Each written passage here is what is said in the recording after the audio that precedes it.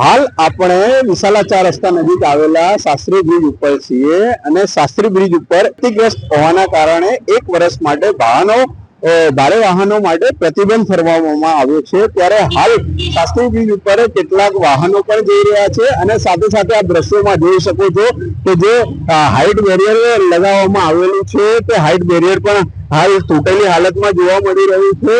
અમદાવાદ શહેરના જે સાબરમતી નદી ઉપર જે વિવિધ બ્રિજ આવેલા છે એ બ્રિજની ચકાસણી કરતા ધ્યાને આવેલું છે કે શાસ્ત્રી બ્રિજ જે છે એ પણ ક્ષતિગ્રસ્ત હોય તેનામાં આ બ્રિજ ઉપરથી ભારે વાહનો જે છે એને પ્રતિબંધિત કરવામાં આવેલા છે 1 વર્ષ માટે।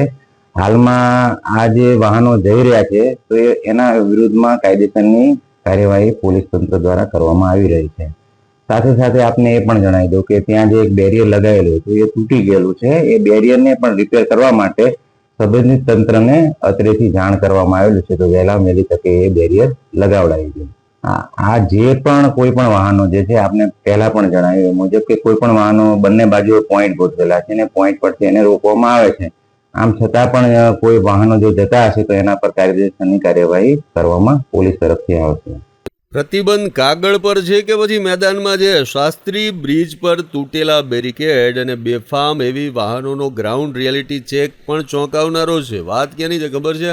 અમદાવાદના વિશાલા નજીક આવેલ શાસ્ત્રી બ્રિજ શહેરના પૂર્વ અને પશ્ચિમ વિસ્તારને જોડતો એક મહત્વનો માર્ગ છે જ્યાં રોજના લાખો વાહનો પસાર થાય છે। પણ બ્રિજની જર્જરિત માળખાકીય સ્થિતિને ધ્યાને રાખી તંત્રએ એવી વાહનો પર 1 વર્ષ માટે પ્રતિબંધ મૂક્યો। સુરક્ષા માટે બ્રિજ પર મોટા વાહનોની એન્ટ્રી રોકવા ભારે લોખંડના ઊંચાઈ નિયંત્રણ બેરિકેડ લગાવી દેવામાં આવ્યા જેથી ટ્રક, ડમ્પર અને અન્ય ભારે વાહનો અંદર ન જઈ શકે। પણ ઇન સેકન્ડ્સની ટીમે સ્થળ પર ગ્રાઉન્ડ રિયાલિટી ચેક કર્યો ને ચોંકાવનારી હકીકત સામે આવી। બ્રિજના પ્રવેશદ્વાર પર લગાવેલા બેરિકેડ તૂટેલી હાલતમાં જોવા મળ્યા। ખાસ કરીને કોઈ ભારે વજન ધરાવતો બેરિકેડ સહેલાઈથી તૂટી શકે નહીં એટલે સવાલ એ ઊભો થાય કે આ તૂટ્યા કેવી રીતે અને કોણે તોડ્યા? એથી પણ વધુ ગંભીર બાબત એ હતી કે પ્રતિબંધ હોવા છતાં બ્રિજ પરથી ખાનગી બસો, ડમ્પર, અન્ય એવી વાહનો બેફામ રીતે પસાર થતા જોવા મળ્યા। સ્થાનિકોના કહેવા પ્રમાણે આવી અવરજવર સતત ચાલુ જ રહે છે। અગાઉ પણ આવા વાહનોના કારણે બ્રિજમાં વાઇબ્રેશન અનુભવાતું હતું। આ જ કારણસર તંત્રએ પ્રતિબંધ મૂક્યો પણ મેદાનમાં તેનું પાલન નથી દેખાઈ રહ્યું। હવે મુખ્ય સવાલ એ છે કે જો સ્પષ્ટ મનાય છે તો વાહનોને પસાર થવાની મંજૂરી આપે છે તો આપે છે કોણ? પોલીસ પોઈન્ટ છે કે નહીં? અને નિયમોનો અમલ ખરેખર થઈ રહ્યો છે કે નહીં? ઇન સેકન્ડ્સની ટીમે આ મામલે સંબંધિત ટ્રાફિક અધિકારીઓનો સંપર્ક કર્યો। અધિકારીઓએ ગ્રાઉન્ડ રિપોર્ટ સાંભળ્યા બાદ તપાસ કરીને જરૂરી કાર્યવાહી કાર્યવાહીની ખાતરી આપી છે। પણ લોકોની આશા માત્ર ખાતરીમાં નથી, તેઓ ઈચ્છે છે કે તૂટેલા બેરિકેડ ફરીથી સ્થાપિત થાય। શાસ્ત્રી બ્રિજ પર એવી વાહનોના નિયમભંગ સામે કડક પગલાં લેવાય કારણ કે આ મુદ્દો માત્ર એક બેરિકેડનો નથી પણ લાખો વાહન ચાલકોની સુરક્ષાનો છે। મારું નામ જનનાયક ફરહાન ખાન છે। જેવી રીતે તમે જોઈ રહ્યા છો કે આપણે જે અહીંયા ઊભા છીએ શાસ્ત્રી બ્રિજ છે। વિશાલાથી નારોલ જવા માટે જે યુઝ કરવામાં આવે છે શાસ્ત્રી બ્રિજ, જ્યારે નિયમ અનુસાર અમદાવાદ મહાનગરપાલિકા એમ કહે છે કે આ શાસ્ત્રી બ્રિજ આ હાલતમાં નથી કે મોટા વાહન જાય નથી, એટલે નિયમ અનુસાર અહીંયા મોટા વાહનની પરવાનગી નથી એટલે હાઇટ બેરિયર લગાવવામાં અહીંયા આવ્યા છે। છતાં અઠવાડિયામાં 2 થી 3 વખત આ હાઇટ બેરિયરને કોઈ તોડી નાખે છે ને હટાવી દે છે। અહીંયાથી મોટા ડમ્પરો અને મોટી ગાડીઓ જેવી ટ્રાવેલ્સની જે ગાડીઓ લશ્કરીઓ એ પણ અહીંયાથી જાય છે। મને ખબર નથી પડતી કે આ રેતી કાંડવાળો કોણ છે, આ ટ્રાવેલ કાંડવાળા કોણ છે, પણ આ ઘટનાથી તમે અમદાવાદના અંદર કેવી મોટી દુર્ઘટના થઈ શકે છે તમે જોઈ રહ્યા છો। તમે જોઈ શકો છો ગુજરાતના અલગ જિલ્લાઓના અમદાવાદમાં જે મોરબી કાંડ જોઈ લો, વડોદરા કાંડ જોઈ લો, રાજકોટ કાંડ જોઈ લો, અમદાવાદ અને ગુજરાતના દરેક જિલ્લાઓને અને શહેરોના અંદર કેટલા કાંડો થયા છે અને ભ્રષ્ટાચાર કેટલું થયું છે એના લીધે લોકોનું જીવ કેટલું જોખમમાં છે।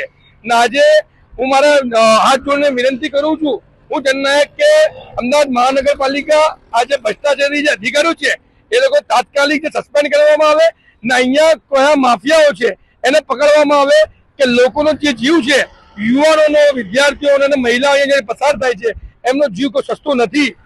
તમારે જે ભ્રષ્ટાચાર જે છે ટિપ્પરસીનો જો કોર્સ ચાલે છે અધિકારીઓને વચ્ચે, કોન્ટ્રાક્ટ, કરપ્શન અને કમિશન એને નીકાળવા જેવી હાલતમાં છે।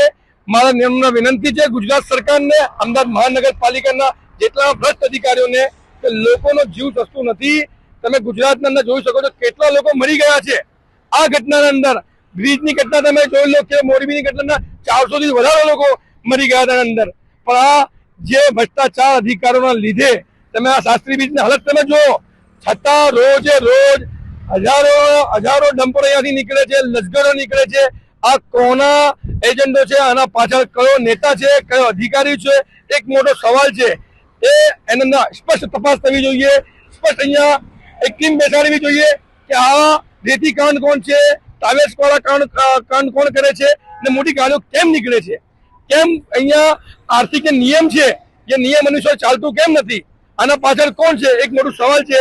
હું જનનાયક ફળાંકે તમને હાથ જોડીને વિનંતી કરું છું, બે હાથ જોડીને, મારી પબ્લિક જે છે, મારી જે જનતા છે, એની સેફટી માટે તમે છો, ના કે એમની જીવનના જોખમ માટે તમે છો. હાથ જોડીને વિનંતી છે, આનો નિકાલ કરો, શાસ્ત્રી બ્રિજને સેફ કરો, અહીંયાની પબ્લિક, યુવાનો અને મહિલાઓ સેફ કરો. જય હિન્દ, જય ભારત. આ દ્રશ્યોમાં સામે પણ જોઈ શકો છો કે જે બીજી બાજુ છે, બંને સાઈડના બેરિયર છે તે તૂટી ગયા છે અને તંત્ર દ્વારા હાલ કોઈ પણ કામગીરી કરવામાં આવી રહેલ નથી. સાથે સાથે વહેલી સવારે પણ અમુક ભારે વાહનો અહીંયાથી જઈ રહ્યા હોય તેવી જાણકારી મળી છે. વિરેન્દ્રસિંહ રાઠોડ, ઈ સેકન્ડ ન્યૂઝ, અમદાવાદ.